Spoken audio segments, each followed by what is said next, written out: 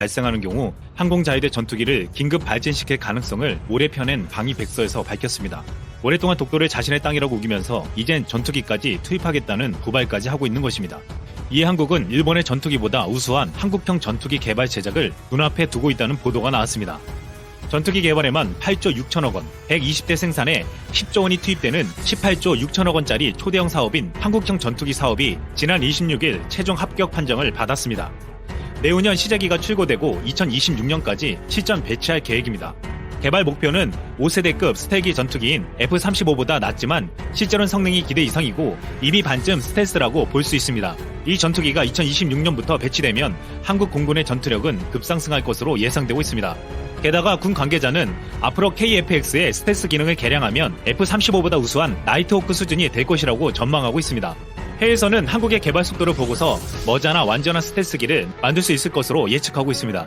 한국은 작은 나라이지만 세계 군사력 순위 7위의 막강한 군사력을 자랑하고 있고 스웨덴의 스톡홀름 국제평화연구소가 집계한 무기 수출국 가운데 2018년도 기준으로 3.8%로 6위에 올랐습니다.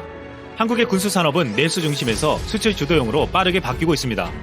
우리 기술로 만든 초음속 고등훈련기 T-50 계열의 항공기가 인도네시아, 이라크, 필리핀, 페루에 수출되었고 세계 최고 수준의 성능으로 평가받는 K9 자주포는 터키와 폴란드, 핀란드, 노르웨이, 인도 등에 500여 대가 팔렸습니다.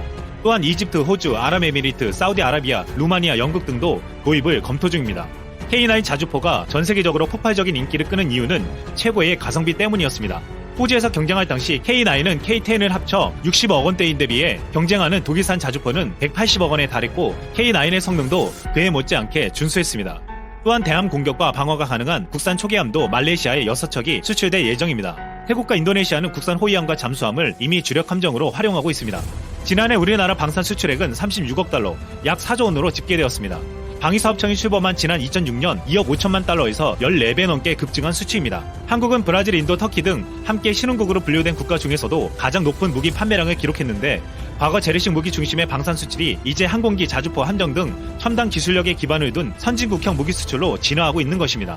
작년 10월 인도에서 놀라운 소식이 전해졌습니다. 기관포 미사일을 갖춘 지대공 무기를 찾던 인도 국방부가 복합 비어를 내세운 우리나라 하나 디펜스 시스템을 이 사업에 참여할 자격을 갖춘 유일한 업체로 선언한 것입니다. 이 사업에는 뛰어난 기술을 자랑하는 러시아 업체 2곳과 경합하고 있었습니다.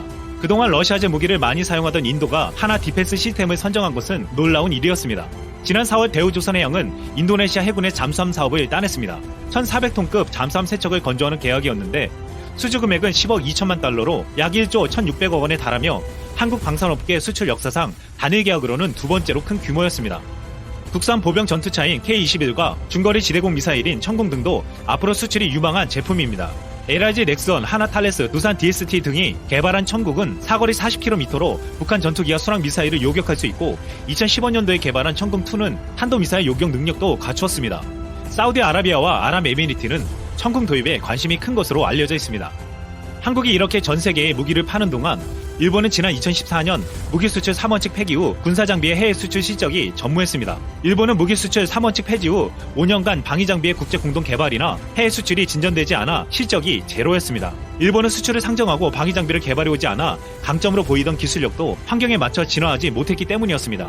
심지어 최근엔 일본이 한국 훈련기를 살 가능성도 제기됐습니다. 일본은 자체 개발에 운영해왔던 훈련기 T4가 노후돼 교체해야 하는데 그 수요가 200여 대에 달합니다. 산업연구원은 보고서를 통해 일본에게 한국의 T-50 초음속 훈련기의 수출 또는 공동개발 가능성이 커지고 있다고 밝혔습니다. 한국의 방산산업은 북한의 유협과 뛰어난 기술력으로 세계적인 수준으로 가고 있습니다. 만약 앞으로 독도 상공에서 일본의 도발이 시작된다면 한국형 스텔스기를 조만간 청와대는 아베 일본 총리의 유감이라는 말에 대해 한마디를 더 신중하게 하라고 일침을 가했습니다. 일본은 2019년 방위 백서에서 한국을 네 번째로 밀며 한일 관계 악화를 반영했습니다. 일본은 방위 백서에서 독도가 자국 영토라고 주장하는 것을 넘어 군사적 대응을 할 수 있다는 표현까지 사용했습니다. 안녕하십니까. 좋은 아침입니다. 유엔 총회 참석차 미국을 방문 중인 아베 총리는 지난 26일 뉴욕에서 열린 기자회견에서 일방적인 지소미아 종료가 통보돼 매우 유감이라면서 한일 관계가 안보 분야에 영향을 줘서는 안 된다고 억지 주장을 펼쳤습니다. 이에 대해 청와대는 즉각 핵심 관계자를 통하여 27일 아베 신조 일본 총리가 우리 정부의 지소미아 종료 결정에 유감의 뜻을 밝힌 것과 관련해 진정으로 한일 관계가 미래지향적으로 가기를 원한다면 한마디 한마디를 더 신중하게 해야 한다는 입장을 밝혔습니다. 이 관계자는 지소미아를 종료했을 당시 우리 정부가 왜 그렇게밖에 할 수 없었는지는 수차례나 설명했다고 밝히며 응답조차 하지 않은 채 일방적인 자신들의 주장만 내세우고 있는 점에 대해서 비판했습니다. 또 지소미아 종료 결정은 어느 날 갑자기 하늘에서 뚝 떨어지듯 한 것이 아니다라며 수차례 대화의 문을 열어놓고 대화로 문제를 풀어나가기를 바란다는 입장도 여러 번 밝혔다고 하며 일본의 수출 규제 보복에 대한 대응 조치 때문에 지소미아 종료 결정을 한 것인 만큼 책임은 일본 정부에 있다는 뜻을 명확하게 밝혔습니다. 그러면 아베 일본 총리는 한일 관계가 안보 분야에 영향을 주면 안 된다고 하면서 전략 물자가 대부분인 와일리스트에서 우리나라를 제외시킨 배경에 대해서 설명해보기를 바랍니다. 군수 물자 제작에 소요되는 반도체와 기타 여러 소재들은 국가 안보를 책임지는 중요한 요소입니다. 겉으로만 드러나는 방공망만 안보 분야입니까? 제작되는 모든 제품에는 국가 안보를 위해 사용되는 모든 용품이 총망라되어 있습니다. 반도체 없이 비행기 만들 수 있습니까? 탱크 만들 수 있습니까? 군함을, 미사일을, 자동차를요? 적외선 탐지기, 중거리포, 컴퓨터, 무전기, 스마트폰, 디스플레이, 인공위성 등 열거하면 수백 개가 나옵니다. 그런데도 아베는 한일 관계가 안보 분야에 영향을 주면 안 된다는 이상한 궤변을 늘어놓습니다. 일국의 총리가 되려면 머리가 좋아야 합니다. 한 가지만 알고 두 가지를 모르면 그건 일국의 총리가 될 수 없습니다. 일본 정부가 27일 가기 위해서 채택한 2019년 방위백서는 안전보장협력 항목에서 한국을 네 번째로 기술하고 있습니다. 지난해 발간된 백서에서는 두 번째였습니다. 일본 언론에서는 이를 두고 과거사와 수출 규제 등의 문제로 악화된 한일 관계가 반영된 것이라는 해석을 내놨습니다.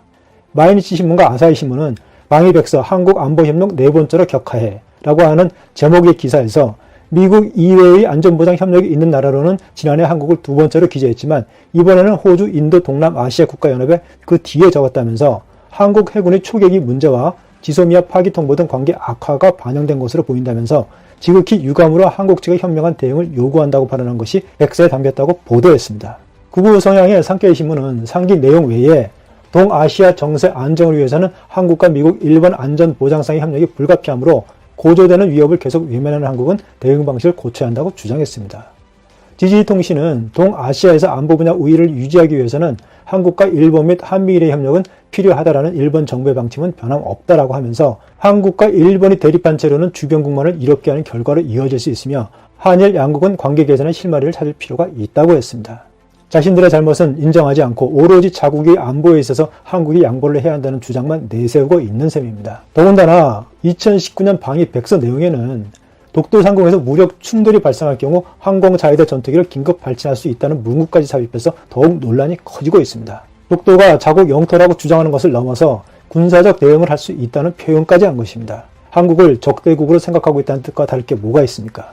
백서는 러시아 A-50 조기 경계 관제기 한 기가 히마라얀 독도의 영해 상공을 침범하는 사안이 생겼다면서 그때 한국 전투기가 러시아기에 대해 경고 사격을 한 상황에 대해 일본이 영공 침범을 행한 러시아 정부 및 러시아기에 대해 경고 사격을 한 한국 정부에 대해 외교 루트를 통해 항의했다고 썼습니다. 러시아 군용기가 한국 영공을 침범해 주권국인 한국이 대응한 것인데 일본은 일방적으로 이 구역이 자신들의 영공이라고 주장하면서 한국군의 대응까지 문제 삼고 있는 것입니다. 백서는 이 사건이 포함된 소항목인 영공 침범에 대비한 경계가 긴급 발진해서 일본이 규정하는 영공 침범 행위에 대응할 수 있는 것은 항공자위대뿐이라고 정의 내렸습니다.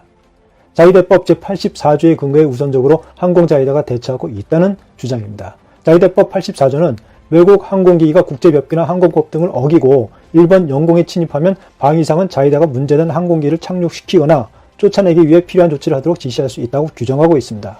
이는 한국이 독도를 실효적으로 지배하고 있는 현 상황에서 당장 행동에 옮기지는 못하고 있지만 외국 군용기가 독도 영공을 침범해 한국군이 대응하는 그런 군사 충돌이 벌어지면 일본은 이를 빌미로 해서 자위대를 출동시킬 수 있다는 점을 시사한 것입니다.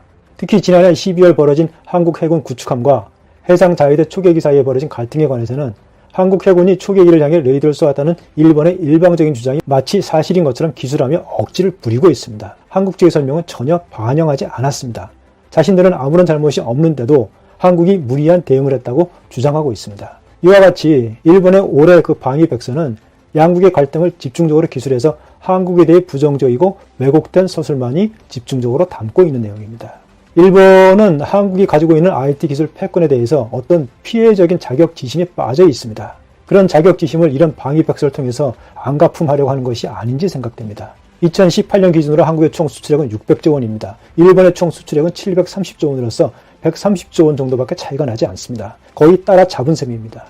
지금 우리나라 경제도 어렵고 당장 현 상태로 본다면 일본보다 결코 나은 상태라고 볼 수는 없지만 일본과 달리 대한민국은 IT 강국으로 희망이 상당히 높습니다. 경제력은 우리나라보다 수치상으로 높지만 인구 대비 및 국토 면적을 계산하면 우리 한국보다 절대 높지 않습니다. 일본은 이를 정확하게 알고 있습니다. 무한대로 커가는 테크놀로지를 앞세우면서 세계 4차 산업의 선두주자인 대한민국을 일본은 속수무책으로 쳐다보고 있을 수밖에 없는 처지입니다. 일본이 장악하고 있는 산업에 한국이 손을 대기 시작하면 일본 기업들은 제대로 저항조차 하지 못하면서 떨어져 나가고 있는 것이 현재 상황입니다.